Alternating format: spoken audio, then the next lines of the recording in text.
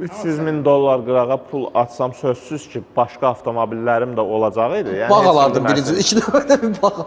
Heç kim deməsin ki, başqa avtomobilim olmazdı. Amma yenə də mən məsələn offroadda FC Cruiser sürərdim, Tacoma sürərdim. Və yaxud da ki,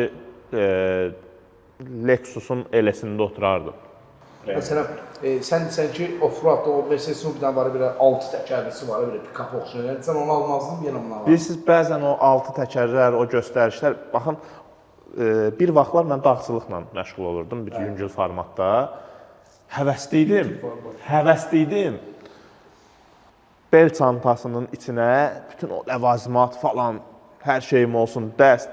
Peşəkar dağçılar deyirdilər ki, başa düşürük həvəslisən, o sənə düzün yükdür. Yəni, dağda sən daşıyacaqsan.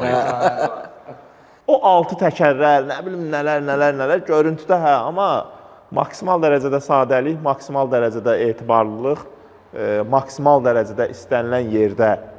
Yəni, oldu da texniki problem.